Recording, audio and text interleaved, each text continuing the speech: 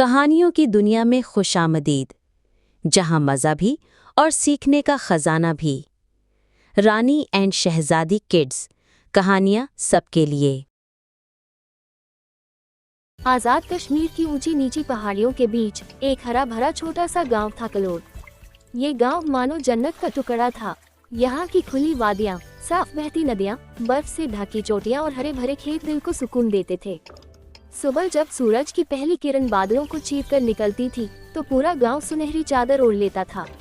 دو بہنوں کی دنیا۔ اسی گاؤں میں دو پیاری بہنیں رہتی تھی، بڑی کا نام شہزادی اور چھوٹی کا نام رانی۔ شہزادی لگ بھگ 12 سال کی تھی۔ اس کا چہرہ معصوم اور شانت تھا۔ وہ ہمیشہ ہلکے رنگ کی شلوار قمیض پہنتی اور اس کے سر پر ہرے یا نیلے رنگ کا دوپٹہ مضبوطی سے بندھا رہتا جو کبھی نہیں گرتا تھا۔ وہ ذمہ دار اور سب کی مدد کرنے والی لڑکی تھی۔ رانی 10 سال کی تھی۔ اس کی آنکھیں بڑی بڑی اور چمکیلی تھی۔ وہ تھوڑی شرارتی تھی لیکن دل کی بہت صاف تھی۔ وہ گلابی یا پیلے رنگ کی سادھارن پوشاک پہنتی اور اس کے سر پر بھی دوپٹہ ہمیشہ سلیقے سے رہتا۔ دونوں بہنیں نہ صرف آپس میں بلکہ گاؤں کے ہر انسان سے محبت سے پیش آتی۔ کھیتوں کی محنت۔ صبح ہوتے ہی ماں دونوں بیٹیوں کو کھیتوں میں لے جاتی۔ کھیت دور دور تک پھیلے تھے جہاں گیہوں اور مکا لہلہا رہے تھے۔ شہزادی پانی بھر کر لاتی اور پودوں کو سینچتی۔ رانی مٹی میں چھوٹے بیج بونے میں مدد کرتی۔ ایک دن کام کرتے کرتے رانی نے کہا، آپا، جب ہم سب مل کر کام کرتے ہیں تو یہ کام بھی کھیل جیسا لگتا ہے، تھکان بھی نہیں ہوتی۔ شہزادی مسکرا کر بولی، ہاں بہن، اللہ انہی سے خوش ہوتا ہے جو ایک دوسرے کی مدد کرتے ہیں، یہی اصلی برکت ہے۔ جنگل کی اور سفر۔ دوپہر کو ماں نے کہا، بیٹیوں، آج شام کے کھانے کے لیے لکڑیاں کم ہیں، تم دونوں ذرا جنگل سے لے آؤ۔ دونوں بہنیں اپنے اپنے چھوٹے ٹوکرے لے کر جنگل کی اور نکل پڑی۔ جنگل کی ٹھنڈی ہوا، پتوں کی سرسراہٹ اور پکشیوں کا چہچہانا سب کچھ بہت پیارا لگ رہا تھا۔ راستے میں دونوں باتیں کرتی اور ہنستی جاتی۔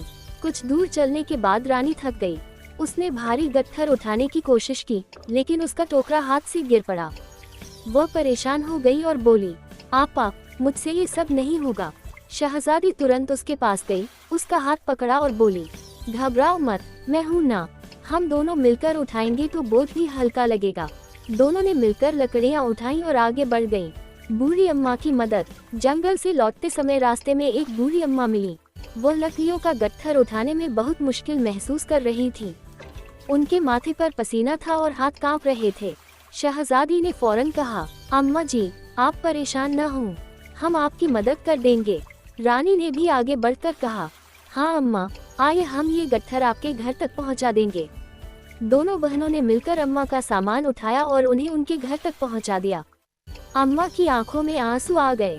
انہوں نے دعائیں دیتے ہوئے کہا، بیٹیوں، اللہ تمہیں سلامت رکھے، تمہاری وجہ سے میرا دل ہلکا ہو گیا، تم سچ مچ گاؤں کی شان ہو۔ گھر کی گرماہٹ۔ جب دونوں بہنیں گھر لوٹی تو ماں نے انہیں پیار سے گلے لگایا۔ ماں نے کہا، میری پیاری بیٹیاں، تم نے آج نہ صرف گھر کا کام کیا بلکہ نیکیاں بھی کمائیں۔ یاد رکھو، نیک کام کبھی ویرتھ نہیں جاتے۔ شہزادی نے رانی کا ہاتھ پکڑتے ہوئے کہا، چھوٹی بہن، یاد رکھنا، چھوٹی سی مدد بھی اگر نیت اچھی ہو تو اللہ اس کے بدلے میں بڑا انعام دیتا ہے۔ رانی نے چمکتی آنکھوں سے جواب دیا، ہاں آپا، آج سے ہم روز ایک اچھا کام ضرور کریں گے۔ انتم درشیہ۔ شام ڈھلتے ہی گاؤں سنہری روشنی سے چمک اٹھا۔ بچے کھیل رہے تھے، عورتیں چولہے پر کھانا بنا رہی تھی، مرد کھیتوں سے لوٹ رہے تھے۔ ہوا میں تازگی تھی اور ہر چہرے پر سکون کی مسکان۔ گاؤں کے لوگ شہزادی اور رانی کو دیکھ کر خوش ہوتے اور کہتے، کاش ہماری بیٹیاں بھی ان جیسی ہو جائیں۔ کہانی کا سبق۔ یہ کہانی ہمیں سکھاتی ہے کہ تاران کن، پیار، سہیوگ اور نیک کام سے نہ کیول گھر بلکہ پورا گاؤں روشن ہو جاتا ہے۔